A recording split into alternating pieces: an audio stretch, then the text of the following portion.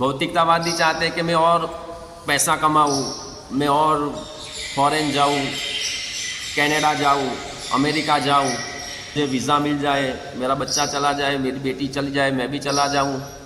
तो आज किसी को भी पूछे क्या चलता है, कहाँ है बच्चे, तो सबके बच्चे कहीं ना कहीं फॉरेन में होते हैं। और लोग कनाडा कनाडा, लेकिन कनाडा जाने से हम सुखी नहीं होते हैं, हम कन्हैया के पास जाने से सुखी होते हैं। क्योंकि हम कहीं भी जाएंगे, हमारी जो मेंटालिटी है, हमारी जो चेतना है, हमारा जो डिस्टर्बेंस है, वो तो हमारे साथ ही रहेगा।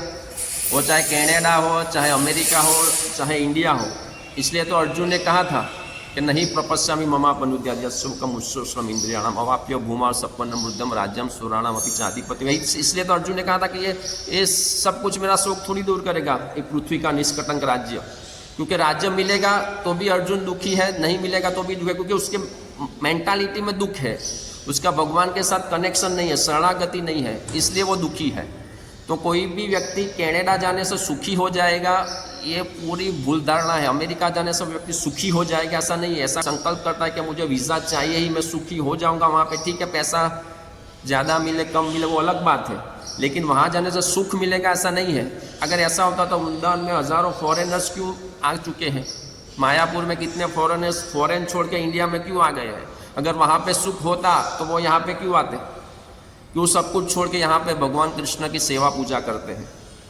तो वो लोग वहाँ पे सब कुछ भोग विलास किया, पैसा कमाया, सुख नहीं मिला, डिप्रेशन मिला, तब वो धर्म की तरफ मुड़े। और हमारे वाले और वो सब पूरा ट्राई करके गोल गोल घूमकर फिर आएंगे कि भाई अमेरिका गए, कनाडा गए, वहाँ पर डिप्रेशन मिला, ये सब हुआ, और फिर वापस धर्म की ओर मुड़ेंगे। अभी 2-4 दिन पहले पेपर में भी आया था, कितने सारे लोग वो कहाँ के थे, वो गलत तरीके से फॉरेन जाने का जा रहे थे और पकड़े गए। तो किसी में वीज़ा नहीं मिलता है तो 2 नंबर के तरीके से जाने का प्रयास करते हैं। लेकिन यहाँ पे लिखते हैं कि भाई परमात्मा तो सबके हृदय में ही स्थित है, कैसे भागोगे। जो कनेक्शन भगवान के साथ होता ही नहीं है तो वो व्यक्ति सुखी कैसे होगा। एक ही शरीर में कभी हमें महान सुख का अनुभूति होती है और एक ही शरीर में हमें कभी दुख का अनुभूति होती है। वो किस लिए होता है, तो यहाँ पे लिखते हैं आगे के श्लोक में, क्योंकि भगवान और आत्मा दोनों ही एक ही शरीर में है। तो जब परमात्मा की तरफ हम मुड़ते हैं तो हमें इसी शरीर में महान सुख का अनुभव होता है, और जब हम भोग की तरफ आगे बढ़ते हैं तो हमें महान दुख। एक ही शरीर में कभी हम हरे कृष्णा करके आनंद में उछलते हैं, ऐसे पागलों की तरह नाचते हैं, कभी कभी आंखों में आंसू आ जाते हैं, महान सुख का अनुभूति होता है राधा दामोदर के सामने, और कभी महान दुख का अनुभव होता है। तो इसलिए जब अर्जुन को भी महान दुख का अनुभव हो रहा था, भगवद गीता की शुरुआत में अर्जुन बहुत ही दुखी थे, क्योंकि वो पूरा भौतिक चेतना में थे और पूरा आसक्ति में थे। तो आसक्ति दुख का मूल कारण है और विरक्ति सुख का कारण है। इसका मतलब ये नहीं कि फैमिली को छोड़ दो, काम धंधा छोड़ दो, लेकिन आसक्ति अनासक्ति कहाँ रखनी है वो हमें सीखना है। और यहाँ पे जो मेन पॉइंट जो आता है वो है, एक ही वृक्ष पर 2 पक्षी बैठे हुए हैं, हमने कई बार सुना है, लेकिन वो हम अनुभूति नहीं करते हैं। हम जैसे पागल जैसे हैं इस जगत में, सब नूनम प्रमत्ता कुरुते विकर्म, सब लोग पागलों की तरह जीते हैं। क्यों जीते हैं? हम अगर गाड़ी चलाते हैं तो हमको पता है ना कि भाई मैं ड्राइवर हूँ, मैं गाड़ी थोड़ी हूँ। हम रात को कंबल ओढ़ के सोते हैं तो हमको पता है हम कंबल के अंदर है। गाड़ी चलाते हैं हमको पता है कि हम गाड़ी के अंदर है। घर में रहते हैं तो हमको पता है कि हम घर के अंदर है। इस मंदिर में बैठे हुए हैं तो हमको पता है कि हम मंदिर के अंदर है। तो उसी तरह से हम शरीर के अंदर है वो हम क्यों भूल जाते हैं? हम शरीर के अंदर है वो हम क्यों भूल जाते हैं? हम क्यों इस शरीर को ही अपने आप को मानते हैं? हम इस मंदिर में आए तो ये मंदिर हम थोड़ी है। हम इस मंदिर के अंदर प्रवेश हुए आधा घंटा 1 घंटा के लिए, फिर इस मंदिर में से चले जाएंगे। उसी तरह से एक जीवात्मा एक शरीर के अंदर आता है, कुछ साल रहता है, 20 साल 50 साल जो भी है, फिर इस शरीर में से चला जाता है। तो इसका मतलब ये थोड़ी कि वो शरीर हो चुका।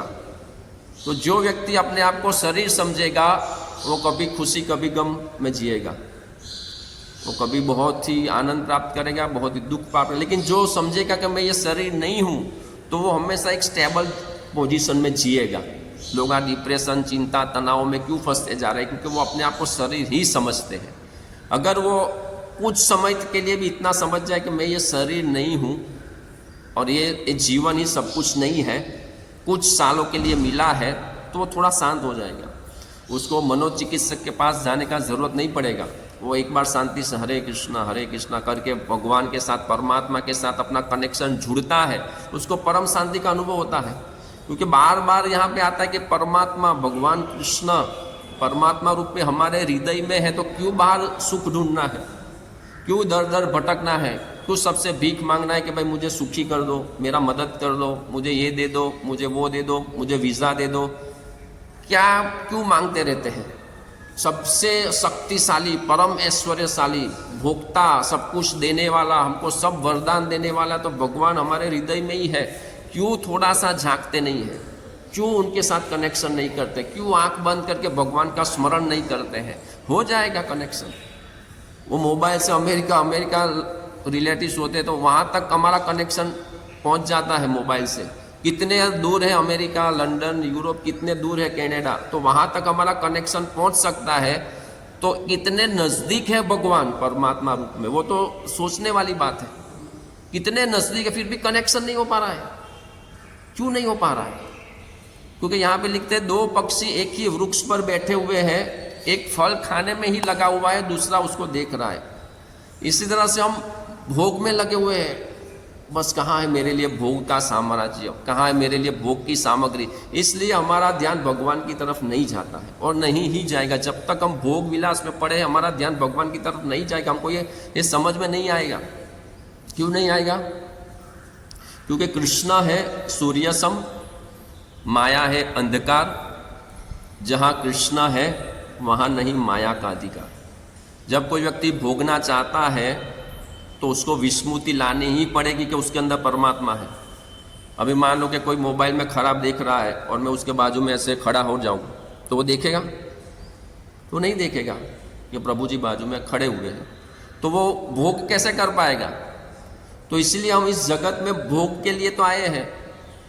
भगवान के धाम में ऐसा इंद्रिय भोग ये सब थोड़ी होता है, भगवान की सेवा होती है। तो अगर हम इस जगत में अगर हमको भोग करना है तो ये विस्मृति होगी कि भाई परमात्मा साक्षी रूप में हृदय में बैठे हुए हैं। अगर ये स्मृति होगी तो हम भोग नहीं कर पाएंगे, हम डरेंगे, हमें मज़ा नहीं आएगा। तो जब कोई व्यक्ति भोगना चाहता है तब कनेक्शन टूट जाता है। और जब व्यक्ति भोगना नहीं चाहता, भगवान कृष्ण के शरण में जाना चाहता है, भगवान की भक्ति करना चाहता है, तब वो कनेक्शन जुड़ जाता है। इसलिए हम देखते हैं कि जब हम संयम से जीते हैं, भक्ति में जीते, तो हमको ये सब शास्त्र समझ में आता है। और जब हम भोग विलास में पढ़ते हैं तो ये शास्त्र पढ़ते पढ़ते हम सो जाते हैं। ऐसा क्यों होता है? क्योंकि हमारा कनेक्शन भगवान के साथ नहीं हुआ है। हम आंतरिक रूप से भोग विलास में पड़े हुए हैं।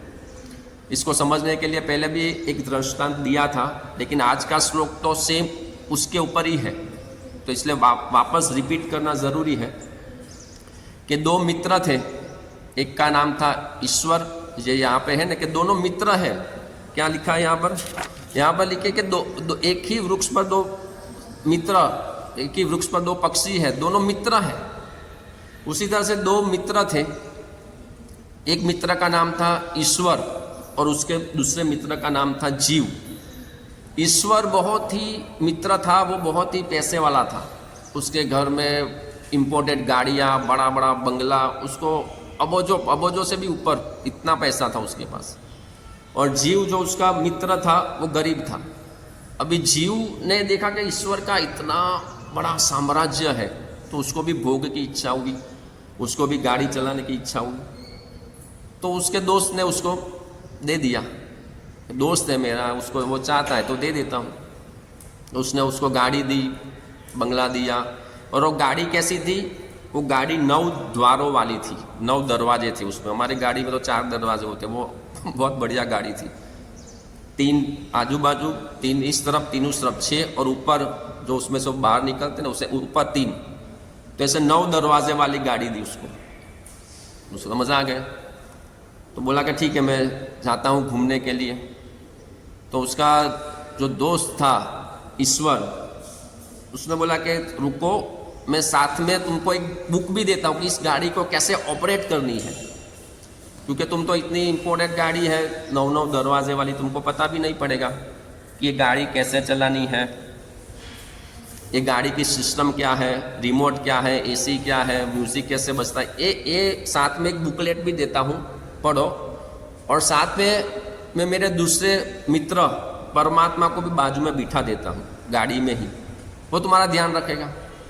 उसने ठीक है परमात्मा को बिठा दो, लेकिन उसको बोलना कि कुछ भी बोले नहीं, मुझे डिस्टर्ब ना करे, मुझे एंजॉय करने दे। तो ईश्वर बोला ठीक है, वो बाजू में बैठेंगे, कुछ भी बोलेंगे नहीं, लेकिन तुमको इशारा देंगे। अगर तुम कहीं पे गलती कर रहे हो तुमको इशारा देंगे तो ठीक है। और इस तरह से उसकी जर्नी चालू हुई। किसकी? वो जीव की। तो वो 9 द्वार वाली गाड़ी में बैठा, 9 द्वार वाली गाड़ी को चला रहा है, एंजॉय कर रहा है, वो परफ्यूम चालू कर रहा है, अंदर छोटा सा टीवी है, टीवी चालू किया, म्यूज़िक चालू किया, दोस्तों को बिठाया, एंजॉय कर रहा है, अंदर दारू बारू सब पिकनिक पे चला गया और इसे पूरा भोग में मस्त है।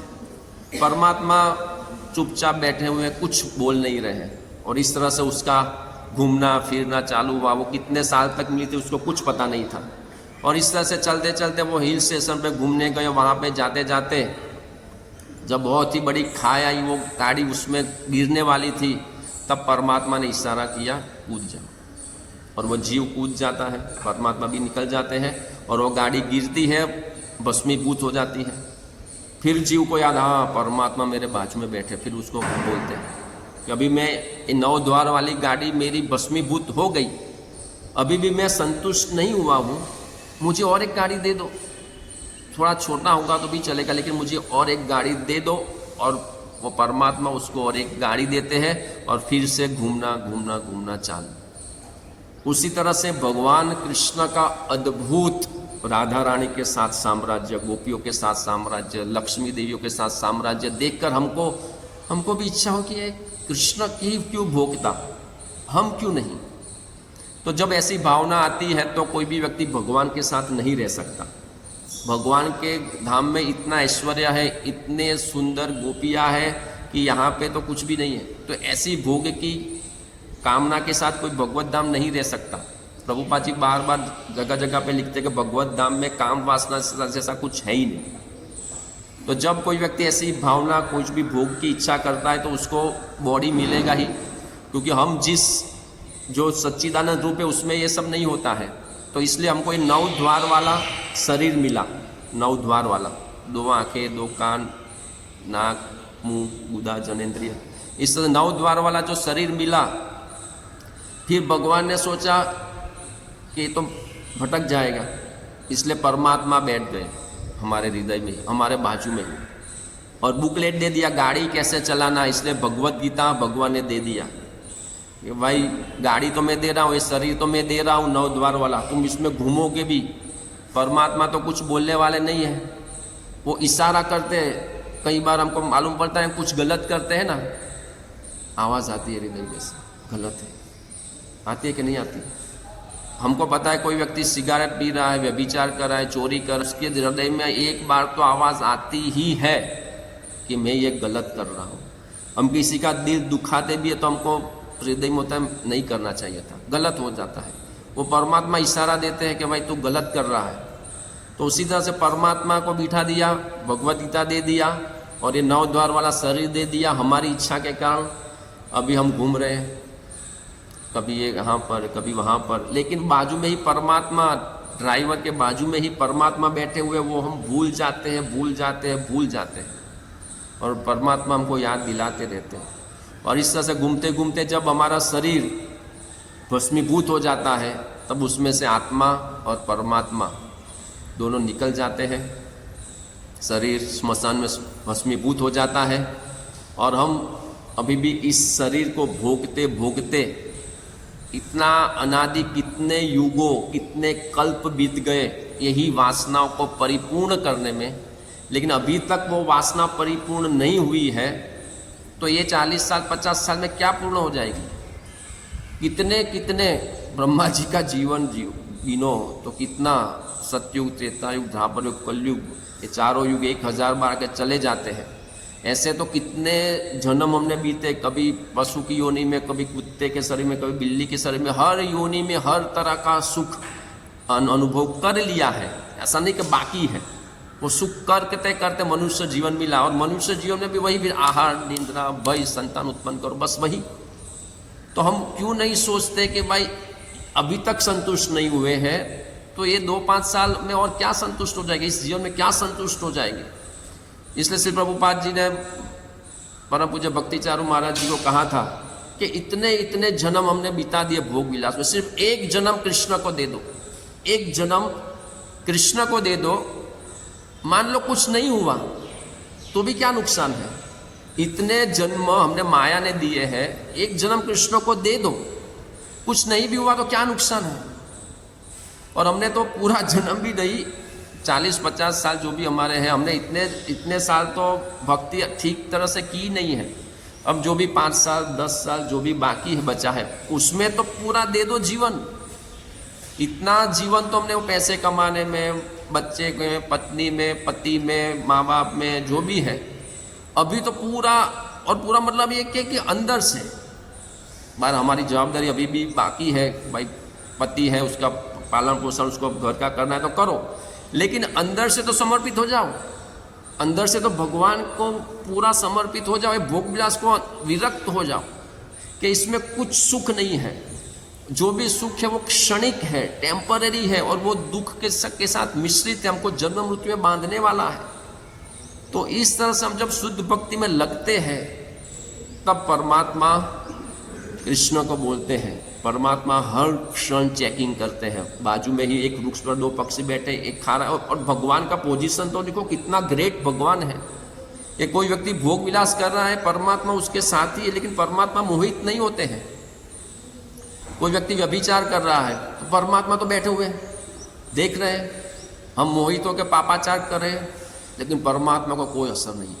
अच्छा, क्यों असर नहीं है? क्योंकि परमात्मा के पास, कृष्ण के पास इतना दिव्य भोग का सामग्री कि ये तो तुच्छ है। कोई वो सुअर मल खा रहा है, वो तो मोहित हो रहा है मल खाकर। क्या हम मोहित होते हैं? हम भी देख रहे हैं और वो सुअर भी देख रहा है, लेकिन सुअर तो मोहित हो गया, गर्मा गर्म मल है, खाता हूँ, तो वो तो मोहित है। उसको लगेगा ये क्यों मोहित नहीं हो रहा है? क्योंकि हमको उससे ज़्यादा टेस्ट वाला ये रसगुल्ला, गुलाब जामुन, भगवान का प्रसाद, खिचड़ी पर उसका टेस्ट हमको मालूम है। उसी तरह से कृष्ण के पास इतना दिव्य भोग का सामग्री है कि हम जिससे मोहित हो जाते हैं वो तो मल के समान है, और हमको भी उस धाम में वही जीवन प्राप्त हो सकता है। तो सोचे कि हम कैसे भोग में गिरे हुए हैं, कितने गंदे भोग में हमको मज़ा आता है, और परमात्मा वही भोग देख रहे हैं, लेकिन वो मोहित नहीं होते हैं। और हम अगर भगवान के साथ कनेक्ट हो जाते हैं तो हम भी मोहित नहीं होते हैं। ऐसा नहीं कि हम मोहित होते ही रहेंगे, ऐसा नहीं है। हम भी मोहित नहीं होंगे अगर हम भगवान के साथ कनेक्ट हो जाएंगे। तो आज के श्लोक का यही मेन था कि परमात्मा बाजू में ही बैठे हुए हैं, और लास्ट में हमारे सच्चे मित्र भगवान श्री कृष्ण हैं, जो हमारे हृदय के भीतर स्थित है। एकमात्र वे ही हमारी वास्तविक आवश्यकताओं जानते हैं, और केवल वे ही हमें असली सुख प्रदान कर सकते हैं। तो हम सबको सुख चाहिए, इसलिए लोग अलग अलग जगहों पे एंजॉयमेंट के लिए जाते हैं, फॉरेन जाते हैं, जहाँ भी जाते हैं, लेकिन यहाँ पे लिखते हैं असली सुख सिर्फ और सिर्फ श्री कृष्ण ही प्रदान कर सकते हैं। तो अगर हमको सुख चाहिए, शांति चाहिए, जीवन को सार्थक करना है, तो कृष्ण के पास जाना चाहिए। हरे कृष्ण।